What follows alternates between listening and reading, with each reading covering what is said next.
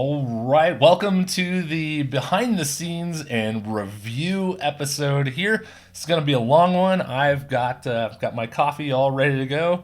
So yeah, get a cup of coffee or something to drink, and we're going to talk about this Panama trip because there is definitely a lot to talk about. So yeah, we'll go over here, sort of the review of just we'll do everything, all the logistics, how much did it cost, what company, all that kind of stuff, flights, where I traveled from and how I got there. And then we'll go into lodges, how did I like those? We'll talk about the food. We'll talk about just the tour in general. Of course, I'll share some funny stories that happened along the way because there were plenty of those. We'll talk about my little almost cliff fall. And yeah, we'll just go over the whole trip and I'll give my pros, I'll give my cons. Because now that I've had some time to reflect, I feel like I know who this tour is really geared towards. And I know probably the kind of birders that may not like it. So we'll go over all of that. I'll do a little comparison to the Ecuador trip from last year, because they are, in a way, very similar, but in another way, they are very different. So we'll go over that. And yeah, just give my overall thoughts and do a little wrap up on the tour. I'm going to chapter all this stuff out, so if you want to see just a specific thing, you can click on the chapters and jump around to wherever you want. So yeah, let's get into the basics here with which company I used and how much it cost, and we'll just go from there. Okay, well, here we are. Yes, I used Partnership for International Birding again. This year, that is the same company I used last year for Ecuador. This year, again, I didn't really shop around with other tour companies to compare. I just went with PIB again because last year was great. So yeah, let's do it again. So from PIB, yeah, if you go to their Central American and the Caribbean, and then here is Panama. And there's really only two options here.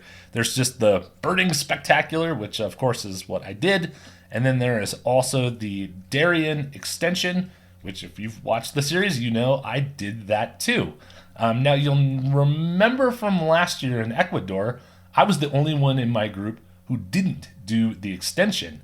So why would I do it this year? Well, we'll get into the extension a little bit later in the video, but I did it because first off, it was your chance to see the harpy eagle, which to me is one of the big draws of going to Panama. And also, the price on the extension, I thought was pretty reasonable. It was only $1,000.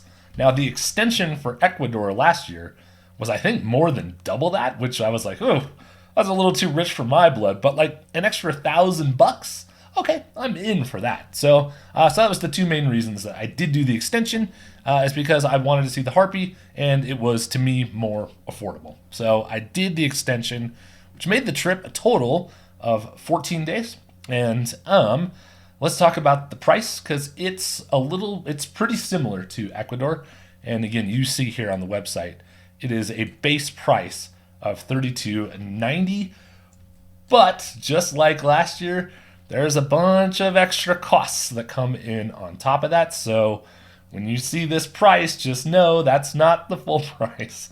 So $3,290 was the sort of, that gets you the main tour 10 days. I had to pay, again this year, a single supplement because I was getting my own room every time. I wasn't like rooming with someone else. I didn't have like a wife or a girlfriend or anything with me.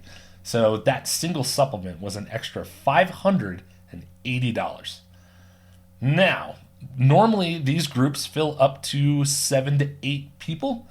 Our group was pretty small this year. We only had 5 of us. So that is the bare minimum to make the tour kind of a go. So they're like, well, we've got 5 people. It's still worth doing the trip. But we had to pay extra a small group fee, which was an extra $120. And when I talk about our group later, I will let you know. Small group for an extra $120, worth it. It was awesome having a small group. Then I also did the extension for the Harpy Eagle, and as I just showed you, that was another $1,090. But I had to pay a single supplement for that part too. So that was an extra $150 because I was getting my own room those 3 nights that we were there.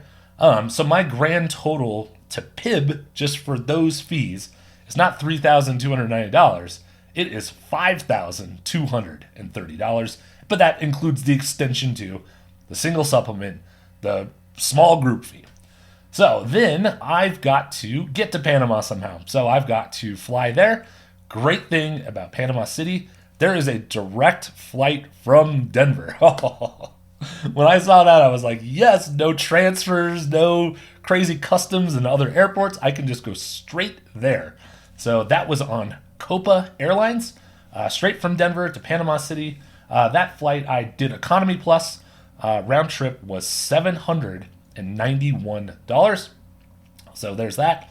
I also have to factor in there's tips that you're going to pay the guide, the driver, and then the various hotels that you stay at. So throw in another $350 total for tips. And and then one other big expense that I have, and again, I'm just being fully upfront with how much this cost me personally, but I had to put my dog in a kennel for 2 weeks, which I felt horrible about. But he does really good at the kennel, but that is expensive. So that cost me another $1,250. So the total cost to me of this trip, again, like I said last year, you may not have some of these costs, but I did. And so the total trip cost to me was $7,621. Whew, yeah, that's expensive, but I mean that's 2 weeks on an international birding trip, and just again the point of this is to show that on the website here you see a cost, but just know that it's going to go up very much. So that is kind of the logistics. Again, the trip was February 1st to the 14th, 2026. I think we really kind of started getting the ball rolling in August, the year in 2025.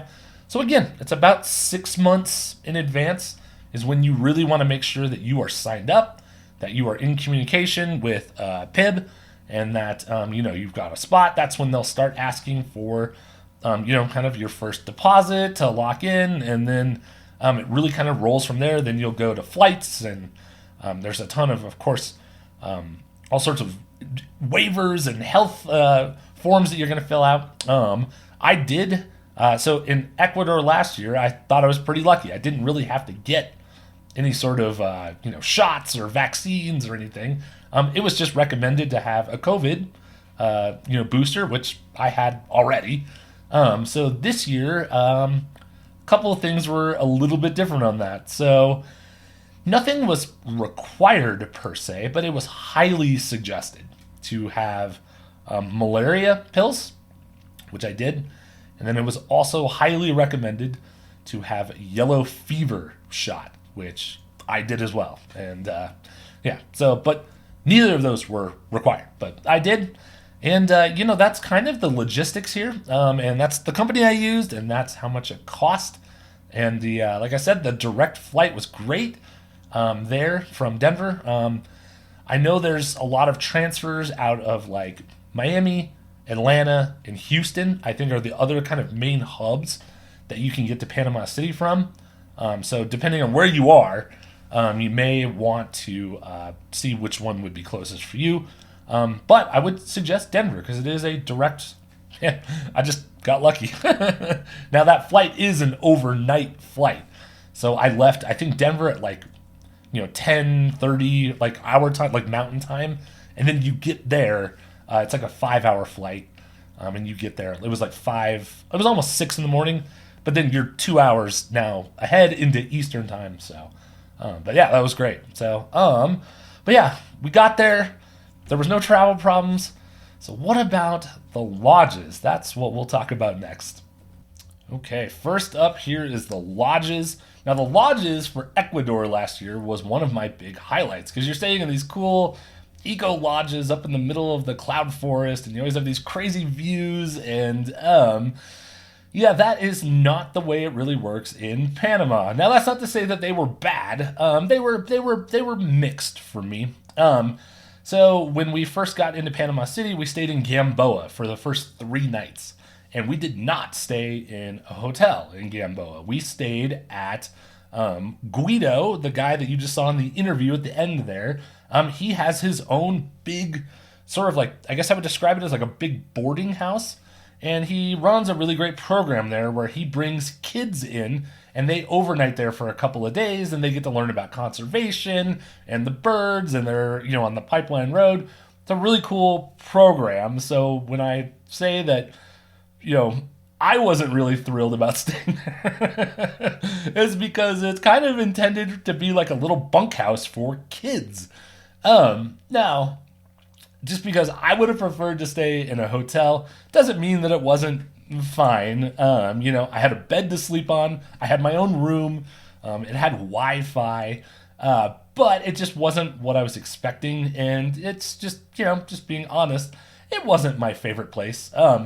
I had accidentally, I had accidentally locked my key in my room because I had just gotten there. We were in a rush to get out, and I forgot to put the key in my pocket, and so I locked the door, and I was like, oh, and I realized it right away. So I went downstairs, and I was like, oh, hey, I need a spare key, and they were like, there isn't a spare key. Like, that's the only key. And I was like, huh? So what, is my room just locked? Yeah, they literally had to go up there with like a screwdriver and like jimmy the door open to get it back in. So, like I said, this is not a hotel. But I mean, it was fine. Now, the good news was we then stayed at hotels for the rest of the trip. My favorite was of course, when we flew to the west to Chiriquí and David, when we stayed up in our little cloud forest hotel. That place was awesome. It was called the Dos Rios. I joked and I was like, oh yeah, it sounds like the place I go get margaritas, the old Dos Rios. But it was a really nice hotel, and they had an awesome restaurant. So it was really awesome staying there because it was a good hotel, hot water, a great restaurant. They had awesome like pizza, and oh man, that was my favorite place by far. I was in the Dos Rios there in Chiriquí. We then came back to Gamboa and stayed at the boarding house 2 more nights. So I think maybe that's where it kind of rubs me, is that we had to stay there 5 nights, 3 at the beginning and then 2 on the return. What I think would have been better is if we had stayed in a hotel the first 3 nights, and then maybe as we're kind of transferring, before we head east, to stay those 2 nights would have been okay. But to have a total of 5 nights there, that was not awesome. But then we drove down the Pan American that crazy night to Tortí. The hotel there was fine. It was nothing fancy, but it was just fine, and I liked it. And then we made our way to the Darien. So, yeah, what you don't know kind of behind the scenes was we get, all the people on the tour get this sort of book, and I'll show it to you here in a minute. We get this guidebook that shows the full itinerary, and it has all the places that we're staying at. And we had all seen that for the Darien Hotel, there was some notes about it that said, hey, just realize this area is still being developed. It's not going to be like a luxury resort here. In fact, this place loses power at times, and it just made it seem like, hey, just realize you're going to be kind of roughing it here in the Darien. And so the day leading up to it, we were all kind of talking about it, like, oh God, what is this place going to be like? Are we going to be like sleeping on mats on the floor? Like, it just made it seem like this was going to be definitely roughing it, because the alternative was, well, it's better than camping. And we were like, okay. So we all made sure that we had like all of our camera batteries charged, everyone's phones were charged, everyone's little power banks that we brought were charged, because this place may not even have electricity. So we drove to the Darien, and I took a video of the hotel that we stayed at. It was pretty surprising. So take a look. Just wanted to show you, because this place is great. Aha. So, first off, here's the bathroom. Look at this great shower, and yeah, just a really nice, clean bathroom. Again, was not expecting that. And then out here in the main room, big flat screen TV, which is great. Here's bed. I've even got my own refrigerator, which I have not had at any hotel so far. And then out here, yeah, got my own balcony, which I also have not had at any hotel so far. So we were all building this up in the group. They'd be like, oh boy, what is this going to actually be like? This is going to be pretty rough. We were definitely not expecting there to be Wi-Fi. This place has great Wi-Fi. So, anyways, this has been my surprise stop of the trip. And again, I mean, when you think about it, it is pretty basic. It's just a little hotel room with a bed, but we were expecting. I think we had built it up to be like, and so to have this be our last stop, it's pretty nice. So, anyways. So there you go. A little surprise for you there. The place ended up being way better than we were expecting. So, props to the Bellagio. They even call themselves the Bellagio Hotel. I'm not sure the company in Vegas would probably be so keen on that name, but that is what they was called. It was called the Bellagio. And yeah, it ended up being way better than I think any of us were expecting.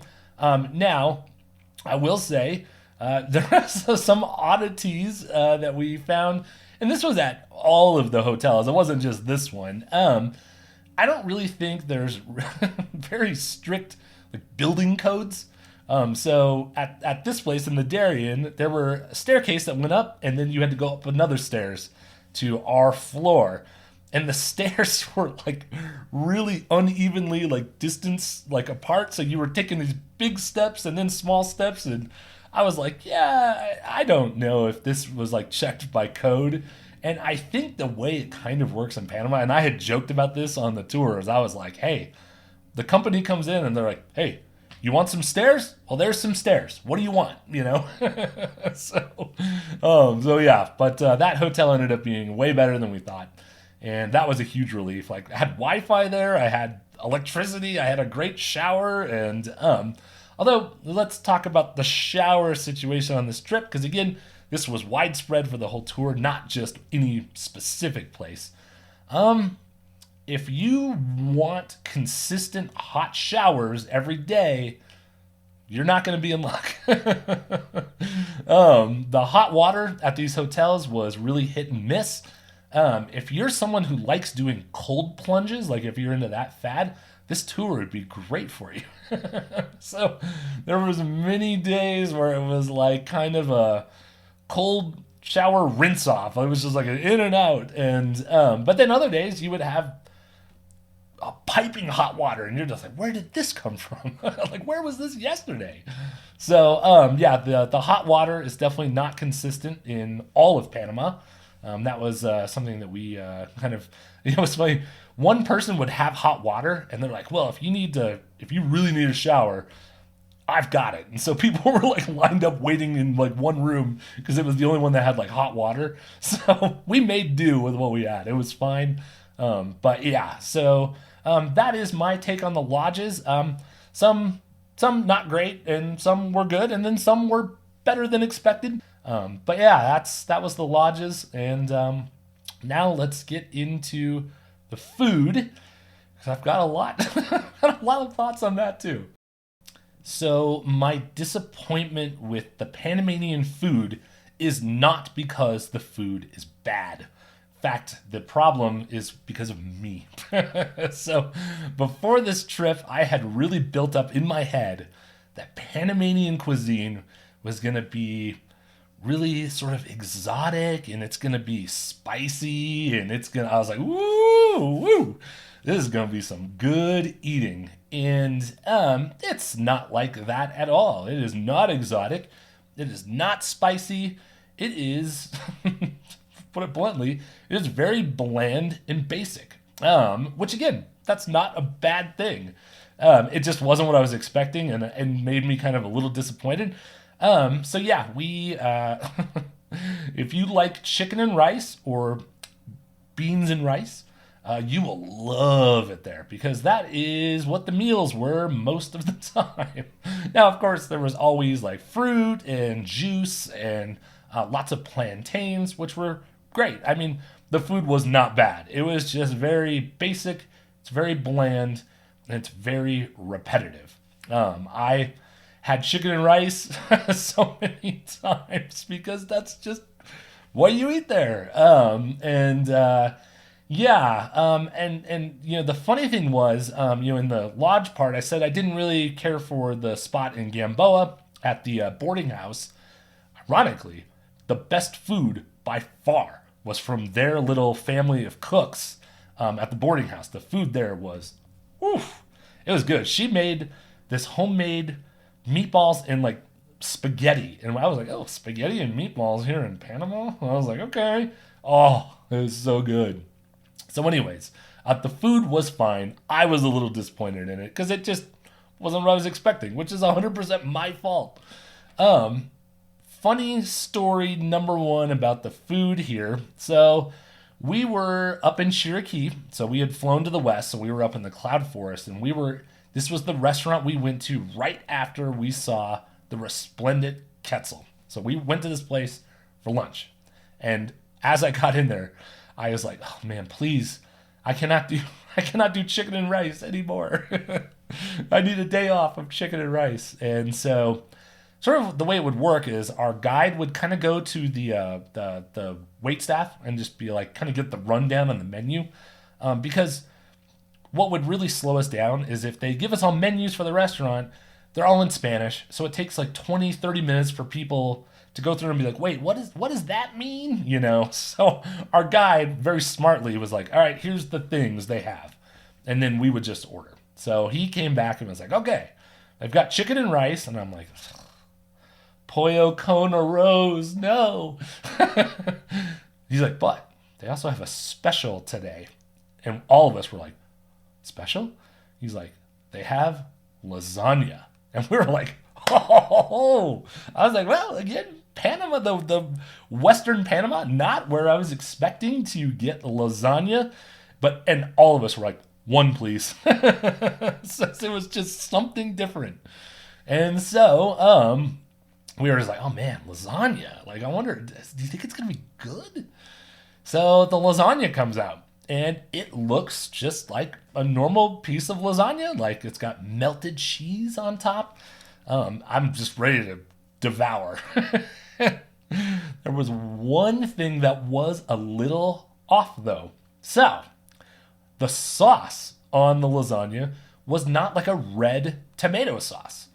It was more like pink colored. And I thought, oh, it's like a vodka sauce. Like that's the color it was. So it was like kind of like orangish, pinkish kind. And I was like, tomato sauce, vodka sauce, I don't care. I'm getting into this.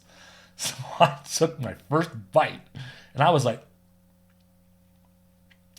that's interesting. And I looked over at the other people who had also taken a bite. And we had one guy on tour who was, he was kind of a quiet guy. And, but I looked at him and he looked at me and he goes, I think that's Thousand Island dressing. And I was like, I almost spit my food out because that's exactly what it was. The sauce on the lasagna was not tomato sauce. It was not vodka sauce. It was Thousand Island dressing. I was like, what is this? So anyway, we thought we were getting this great change up and, I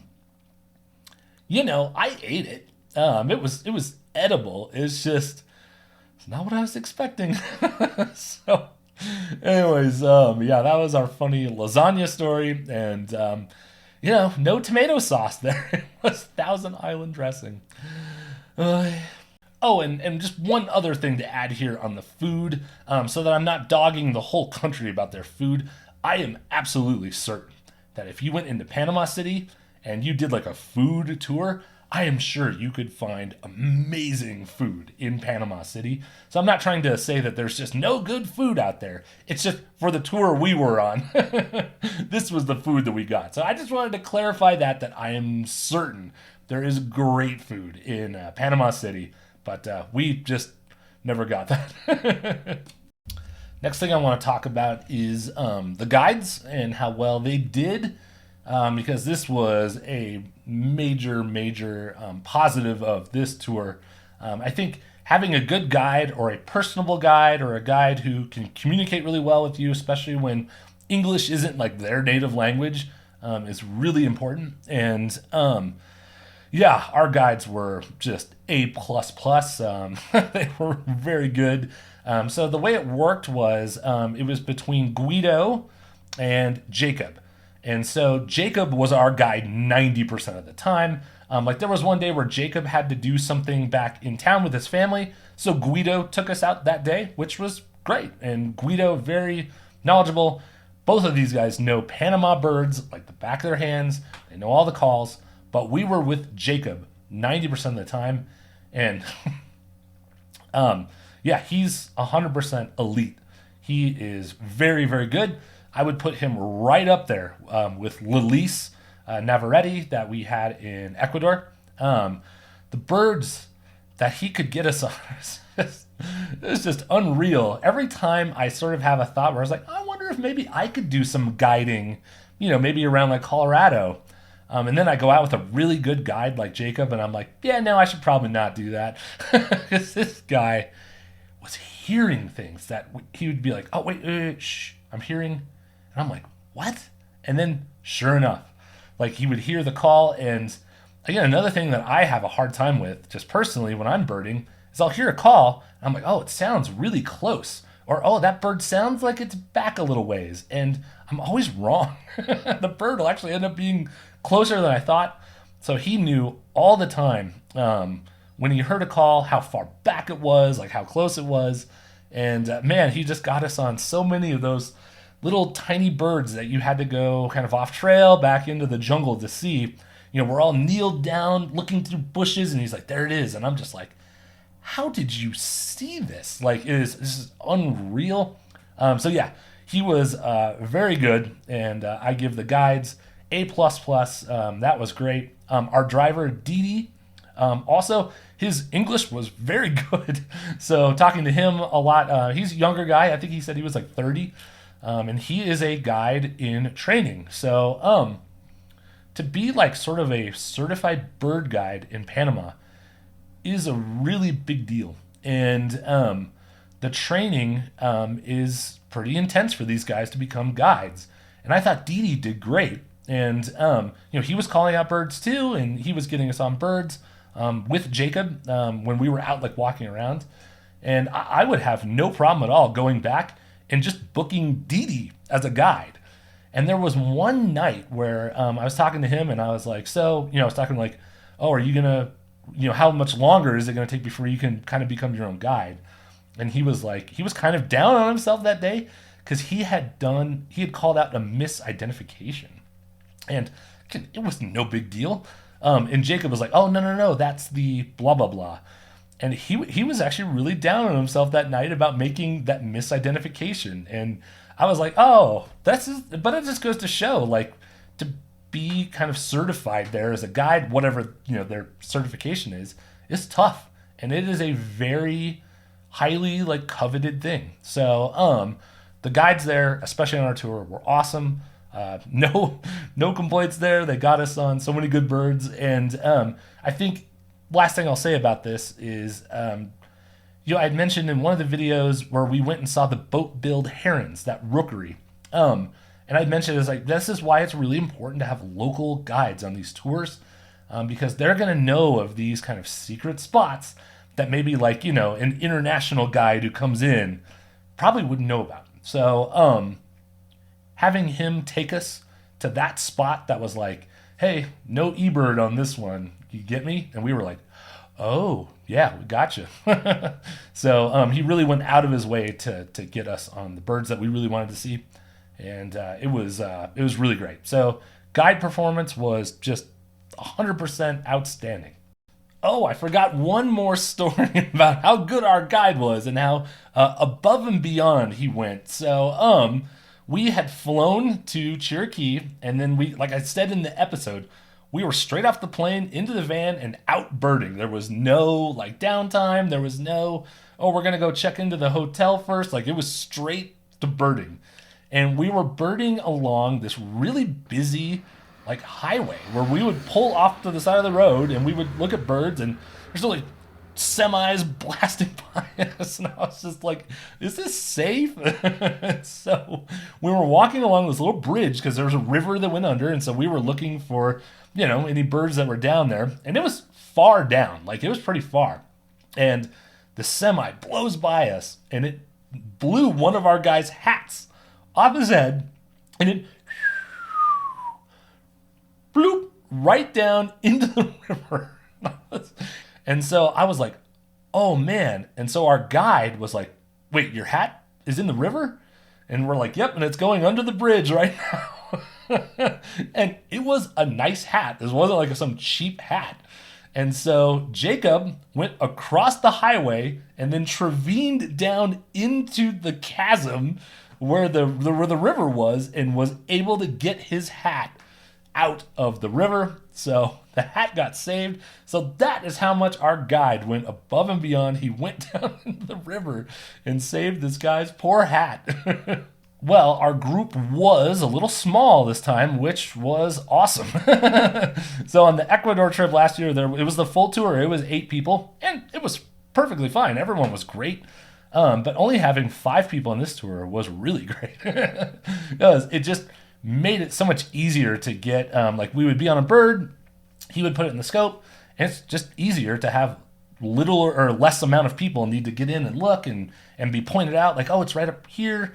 So we were able to move around, I think, a lot quicker. And again, when you make those bathroom stops, it's only 5 people that need to go in and out of the bathroom. It's not like 8 people. So it just made everything go faster, and it was great.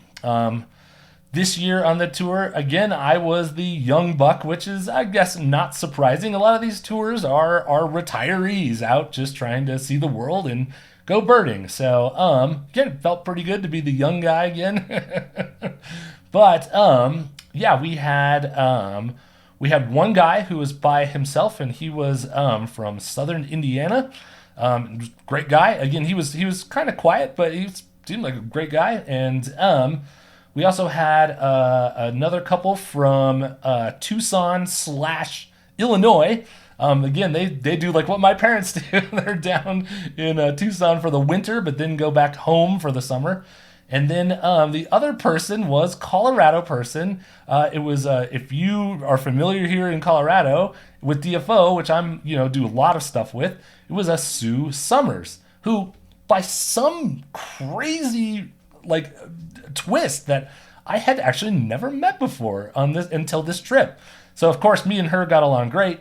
And we know a lot of the same people. And of course, being, here in Colorado, go to a lot of the same places. So we had a blast on the trip.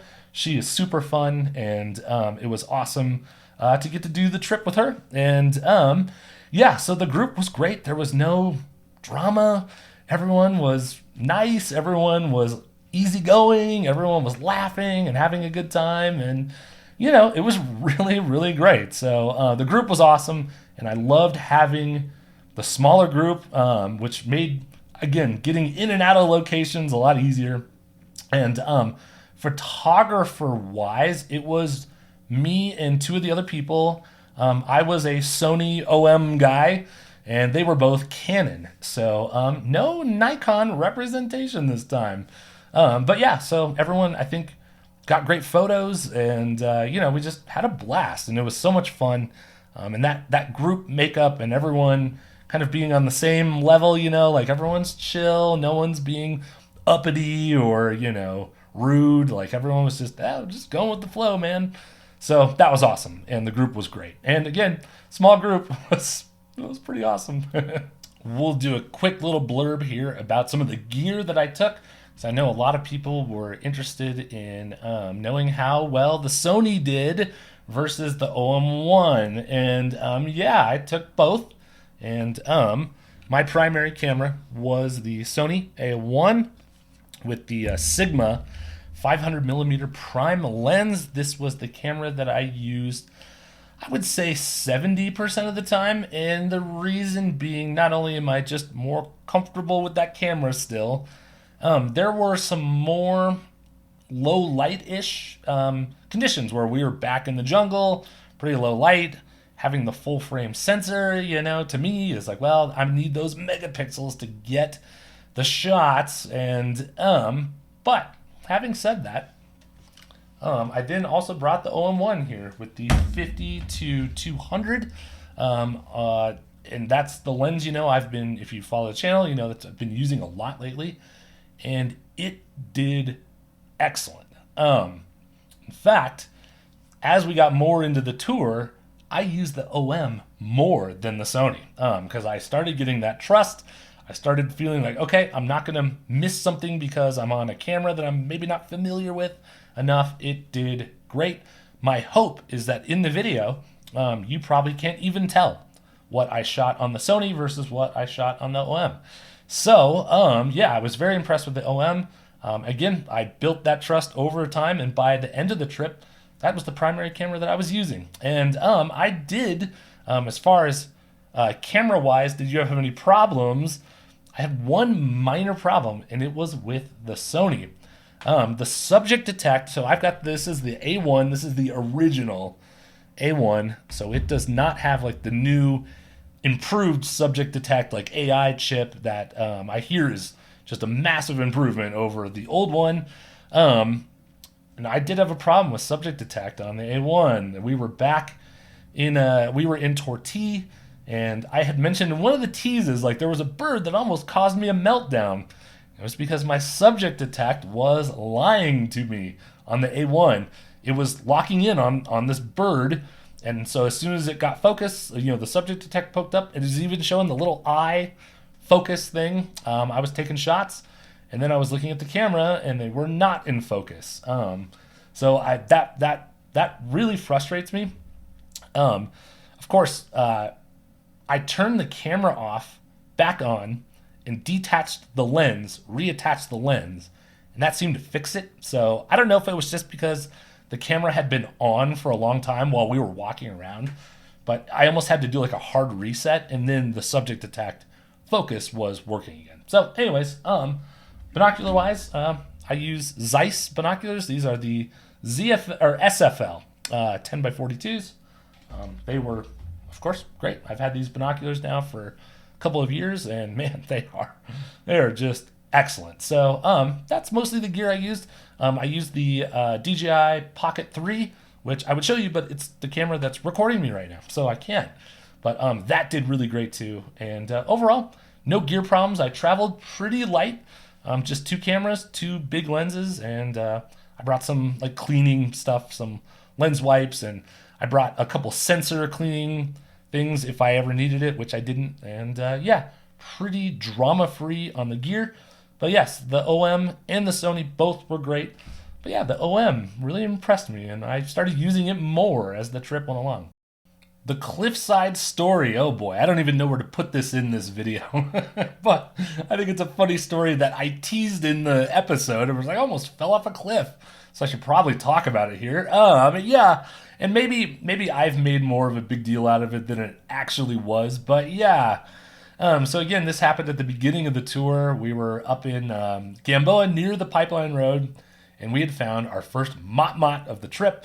So of course I was like, ooh, where? I want to take a shot. And it was in a tricky part of this tree where the good angle was in the really bad light, so it was only like silhouetted. So of course I'm like, well, maybe if I walk around over to this other side, it'll be in some better light. And it was, but the branches were still kind of in the way, which you saw in the video.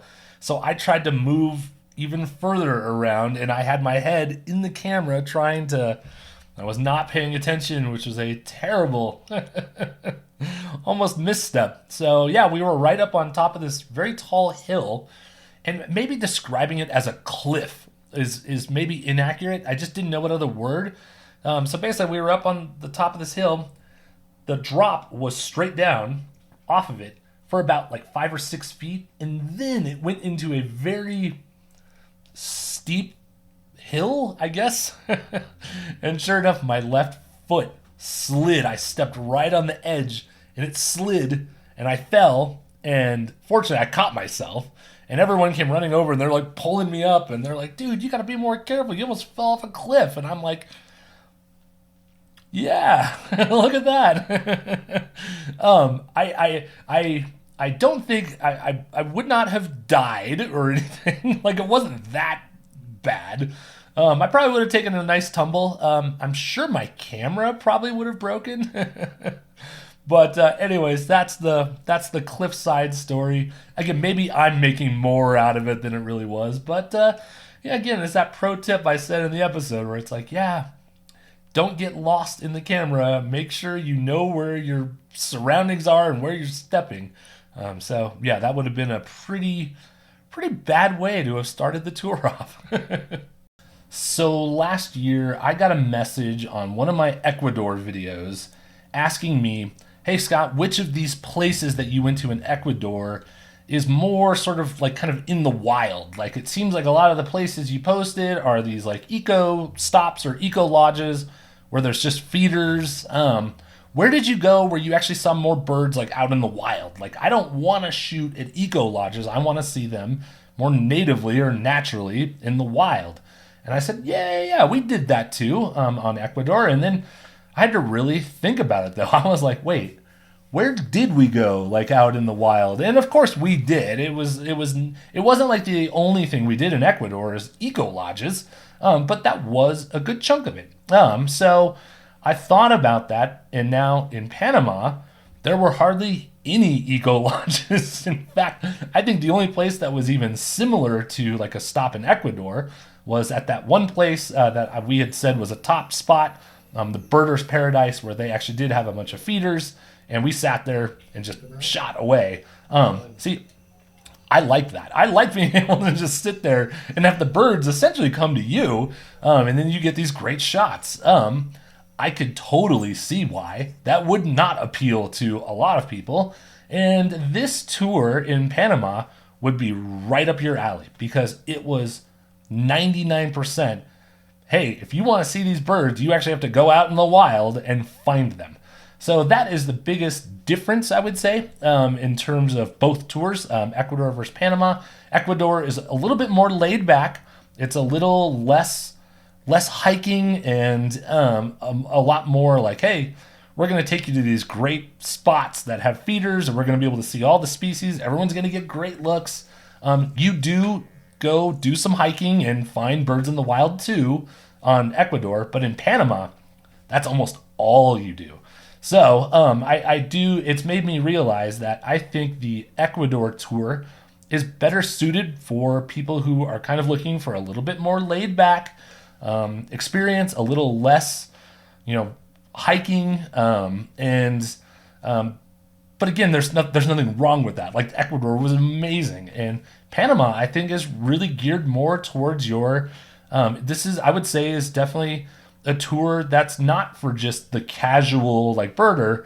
This is more hardcore, where you're gonna have to go do some tough hiking, and to see these species, you're gonna have to hike to find it. I mean, look at that hike that we did for the harpy. That was a tough hike. I don't even know if my video did justice how hard that was.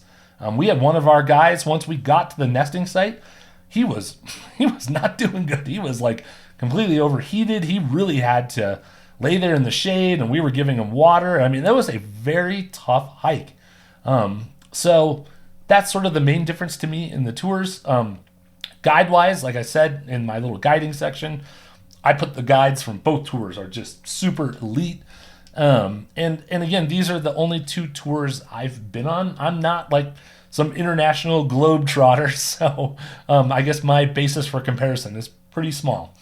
So keep that in mind. But I would say, yes, if you are really looking for like a more hiking, more, birds in the wild, more off trail, like a little bit kind of tougher tour, then the Panama one would be right up your alley. Now, what did I prefer? Either way is good for me. Like I have no problem sitting at feeders at an eco lodge. I have no problem hiking into the jungle. Either one works for me. And so I enjoyed both tours, I think, equally, but they were very different in the way they were run.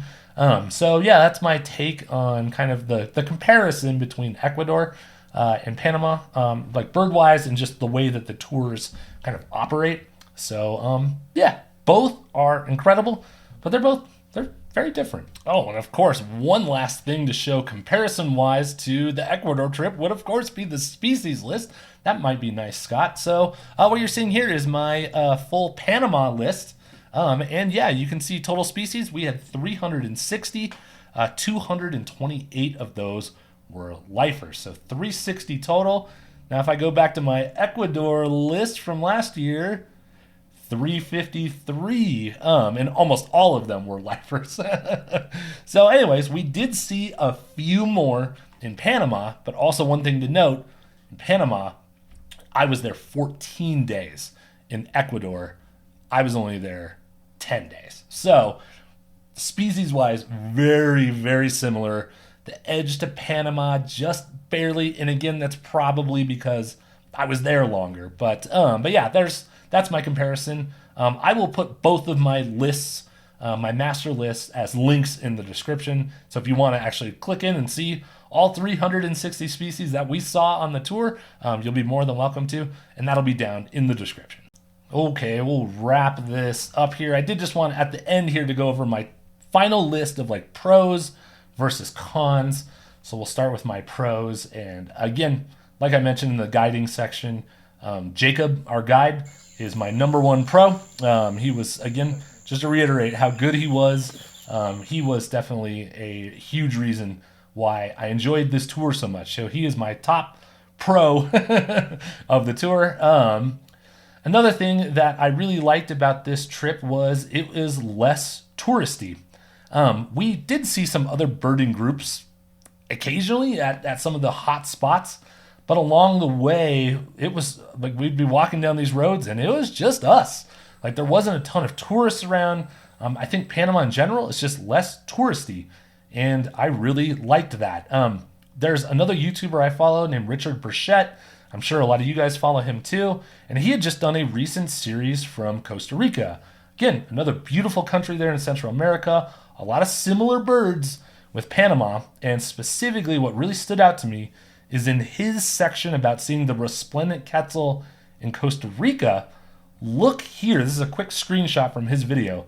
Look here at how many other photographers and birders are there to see that bird. And I was just like, ugh, yuck, no thank you on that. Compared to when we went and saw the quetzal in Panama, guess how many other photographers and birders were around? 0. So I really, seeing that kind of comparison, Panama is for sure less touristy. So if you want to go see birds like you can see in Costa Rica and not have to deal with maybe as many other tourists around, you should look at Panama. It's a lot of the same stuff.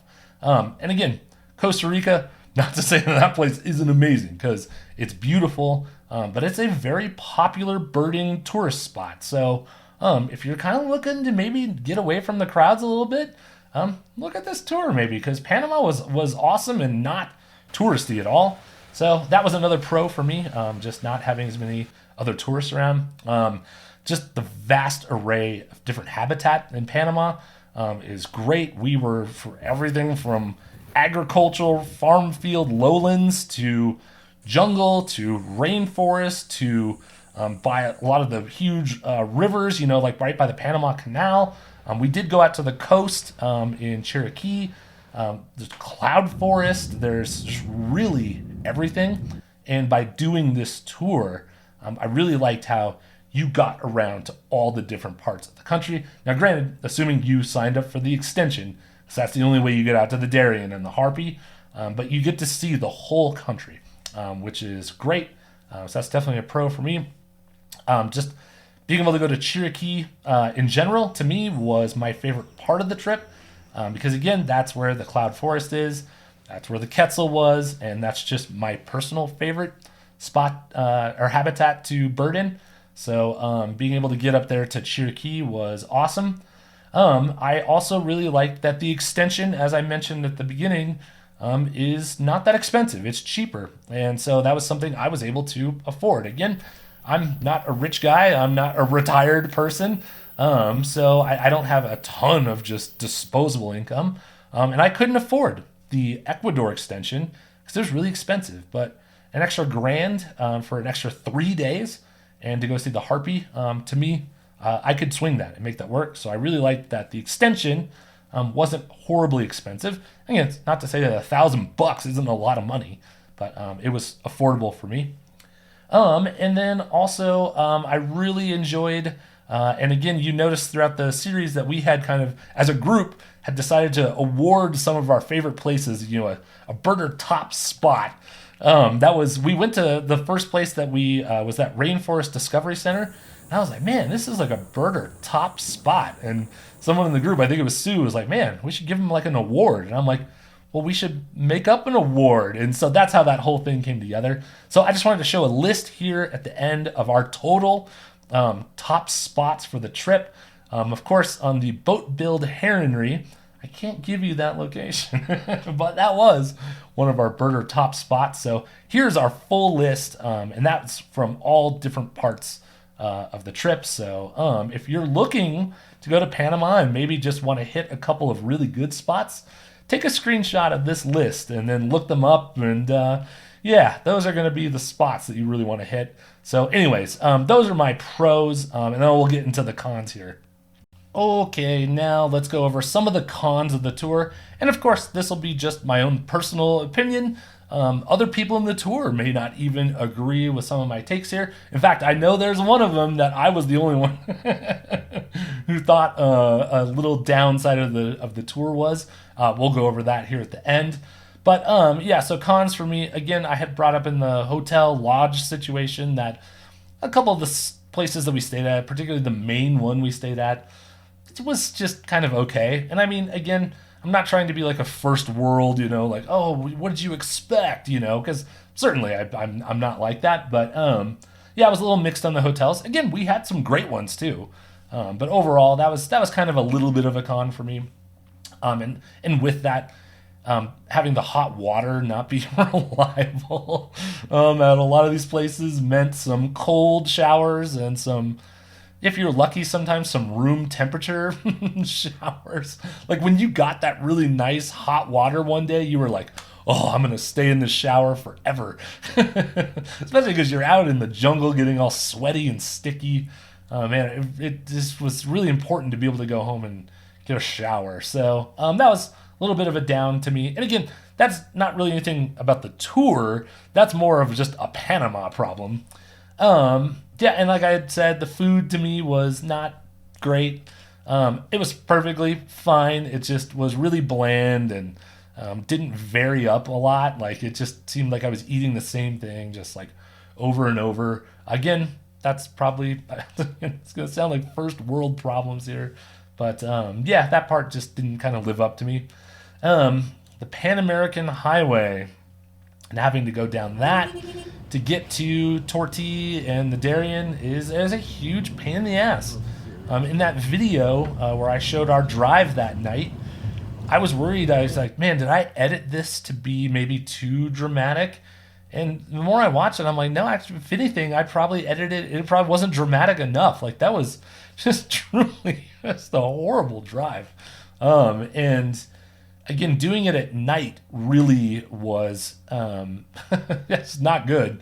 And there's just constant construction on it, and it's been that way for decades. And we did have to make that drive back to Panama City. That's the only way to get out there.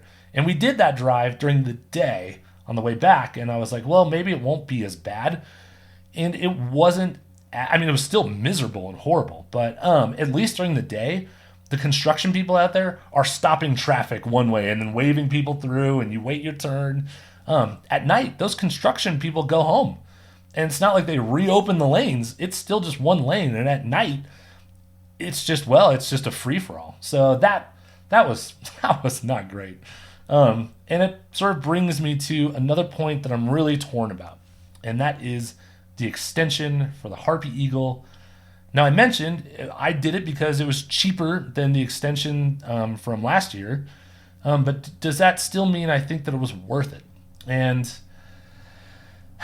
man, I'm really torn on this. I think if you did not do it, you would save yourself a grueling hike, really hot temperatures in the Darien, which I alluded to in that video is kind of you got to be careful in that area. Now, did we ever run into anything remotely unsafe while we were there?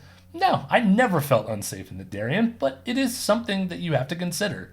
And you're paying $1,000 to really just get put through it. And it made me think, if I could redo this tour, would I do it again? And the answer for me is probably not. I mean, I'm glad I did it, and I'm glad I saw the Harpy Eagle. And don't get me wrong, the hike and everything, boy, it's sure made for a fun adventure, and it's sure made for a fun video to make for YouTube.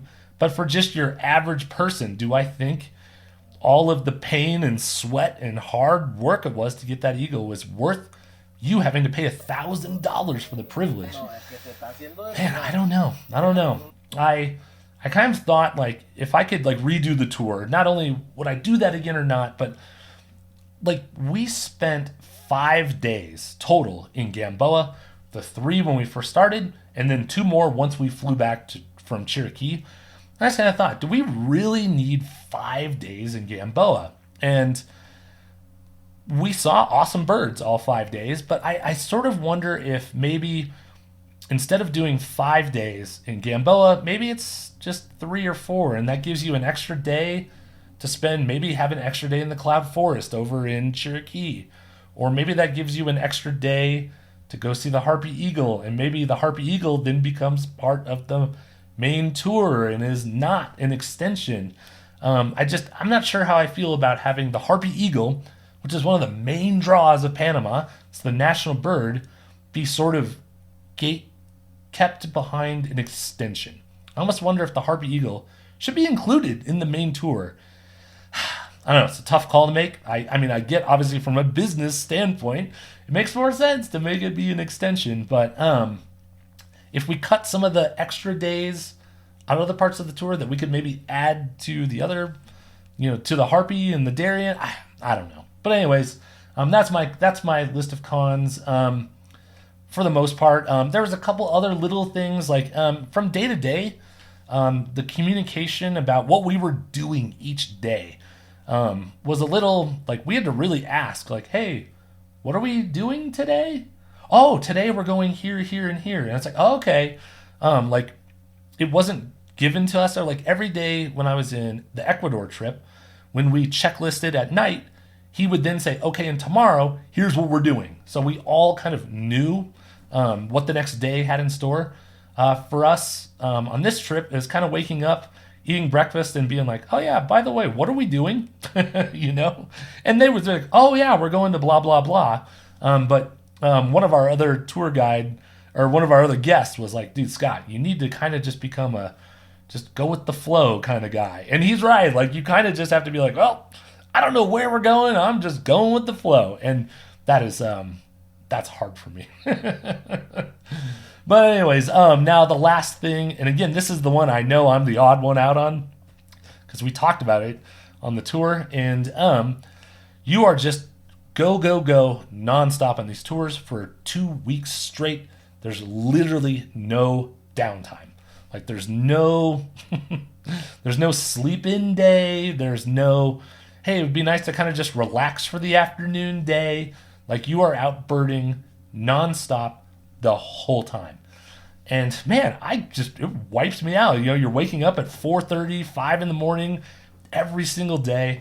I had just mentioned, and I had mentioned this last year in one of my critiques, is, man, it would be great if maybe, like, at the halfway point of the tour, you had sort of a down day. Or maybe it's just like a half a day where it's like, okay, we're not going to do a morning outing tomorrow to let you guys maybe catch up on some sleep, just to relax a little bit. And then we'll go out in the afternoon.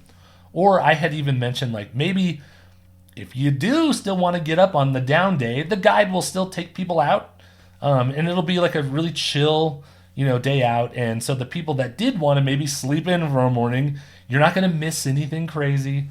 That's like what I would prefer, because I would love to have just one morning out of the whole tour where I could just catch up on some sleep and just relax for just a half a day. And I'm definitely the odd one out on that thinking. Like, nobody else in our group sounded interested in that at all. And again, I get it because, again, you're paying a lot of money to come here. You're only here 2 weeks. I want to be birding the whole time. And that is what you get. So I'm definitely the odd one out on that.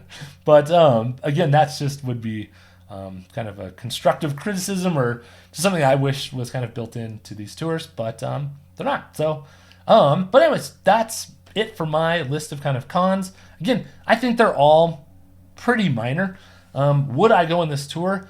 Absolutely. Like I mentioned when I was doing kind of that comparison to Ecuador, I think this tour is right up the alley of people who are looking for a little bit more advanced kind of like tour, and people who are looking to really get out there and be like, I want to go do some hikes. I want to see these birds actually out in the wild. I don't want to sit around and eco lodge for an afternoon. Like, I want to get out there. This tour is right up your alley. So that is, I think, it for me on this Panama journey.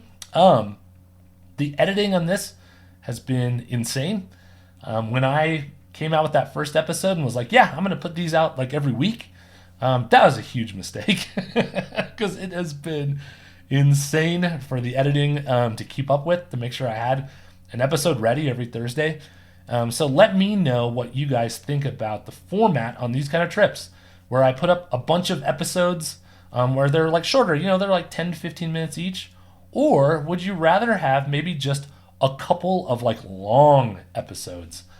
So maybe like 45-minute episodes, but there would only be like 2 of them or, something like that. So let me know. That's something I'm thinking about for next time. Speaking of which, what do we have coming up on like travel wise? So there are some loose travel plans for the rest of this year. I will just say, I don't think our international travel is done for the year. So stay tuned for that. I do think we are going up to the Pacific Northwest this summer. So up to Seattle and be birding around Washington. So that is not locked in yet, but it looks like a good possibility.